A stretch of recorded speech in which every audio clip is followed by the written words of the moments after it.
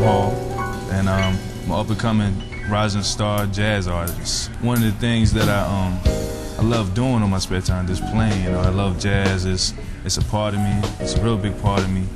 I love neo soul, R&B, hip hop that uses samples from jazz. I had a great stepping stone here in Richmond, Virginia, because I'm originally from North Carolina. So when I moved here, I found out there's a lot on the music side here more than sports, where I'm accustomed to. So I felt like I could get into music here because there's a lot of talent that's around.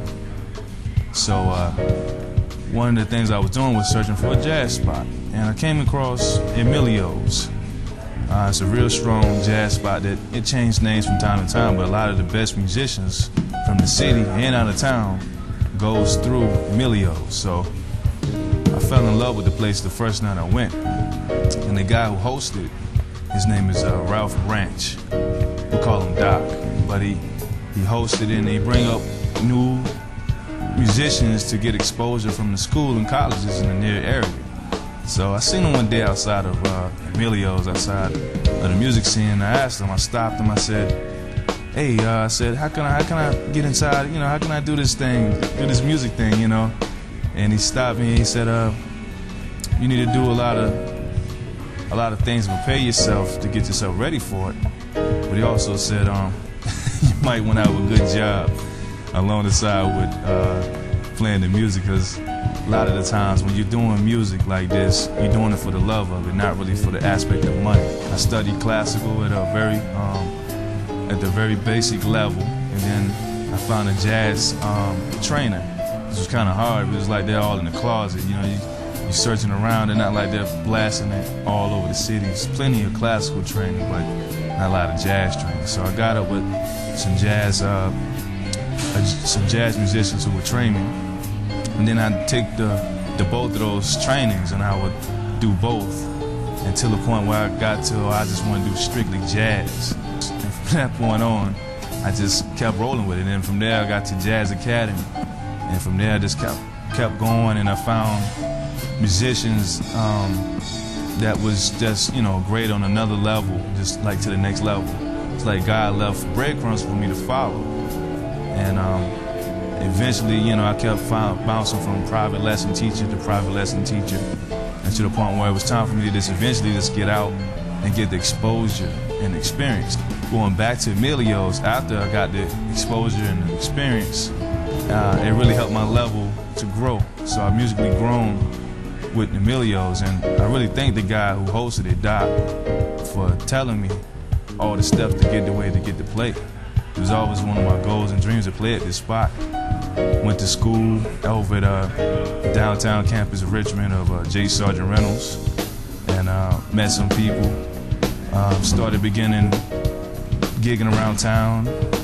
Found some people through my job, which is unbelievable, and I started going around town and started gigging with them also. So I've been gaining a lot of musical experience along the way. One of the things I wanted to do later on in time was to record my own project, my own CD. At first I had a lot of doubt. I said, I'm just gonna play behind other people, and because I thought it was the only way. I never really had thought about doing something of my own. So I don't know, one day a rock hit me in the head, I don't know. And I said, okay, it's time, I guess I could really do this thing. Because I always had musical ideas I would propose for the people that I was playing for. Whether they liked it or not, it was always like, I was afraid to approach them of it, because in a sense, it almost kind of felt like if I was taking over the project, even though it was their project. So it was like the time for me to just kind of step out the box and just do me. So what I eventually did was I went ahead and I wrote some music, and I got out with one of my private lessons teachers, and how to learn how to compose a song, develop my melodies into songs, my chords into songs. So after that point on, I had to go ahead ahead and find a musicianship that could play the project. So the title of my album is Dreaming After Dark, because my dream happens after dark. You know, of course, I'm playing jazz, and everything's associated with jazz. Normally, it's associated at nighttime in a nightclub or bar. A lot of the tracks off my album refer to nighttime and my dream and my music. So, got with a lot of studio musicians and business people to kind of learn this business side of it, because I never seen the business side of the music. I always seen the performance side of the music. So everything clicked and happened. That's the way I thought it would ever be, you know, the photo shoots and everything. And when I go back and I listen to the album before I release it, I listen and then just astounded by the sound of it and just everything that's about it, the strong grooves. When I listen to it, I try to listen to it from a listener standpoint, because I want the music to make the person feel the way I felt. When I listen to jazz and R&B, it sends me to another world. It's calm, it's soothing. It really opens up the mind for imagination, and that's what I really push for my music. Really proud of myself and really proud of the musicians who helped me as well. It's been a long experience. I've learned a lot, and then I taught a lot. And I never saw myself as a teacher, and until I did this project, it's really a different side of me. It was a new thing for me, because I never could see myself as a teacher. You know, I always been as a student. You know, you seem like you're a student forever.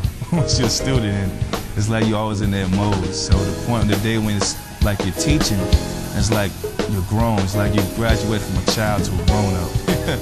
So, you know, I've been told by various private lessons teachers that one day the information that they're telling me, I'll be telling someone else someday. And it's just like everything was spoken to existence, almost like a dream, you know. My goal in music is to become an independent artist and become one of the top artists on Billboard's charts. Also, I like to tour overseas. It's always been a real big dream of mine to tour almost like the big names up in jazz, like Chick Corea, Herbie Hancock, George Duke, those type guys. I like those guys, I like their play styles, and what I love about them so much is they got to travel and see the world and do what they love to do most, which was play music. You know, I would love to do a project with Rick Braun, Boney James. I would love to collab with, Stanley Clarke, some big names like that. Even with another pianist like George Duke, that would be like a dream of mine to play with him.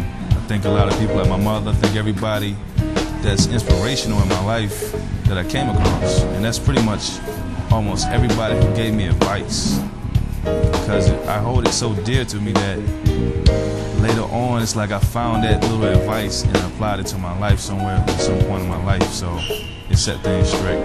Music is like therapy, man. When you working in like the real world, the working world, you come across a lot of problems, a lot of negativity, a lot of stress. But being in the music sense of everything really opens up a lot of levels of comfort, you know. And it's just relaxing, and it's just soothing. It takes a lot of stress off your back, and it is like escaping the world, man. It's like going into another world, a world that we all wish we could just stay in, you know. I would like to find a deal with a record company, as well as being an independent artist. I mean, with me, I just love it so much that it wouldn't even matter if I had played behind someone, or if I was the independent, if I was the head of the group, or the label. I think the steps I would like to take in the process is probably go with the label, because I don't have a lot of the money to support like a label does as far as promotions and everything. Yeah, Facebook is William Hall on Facebook. You can look me up in Richmond, Virginia, and I should be on there.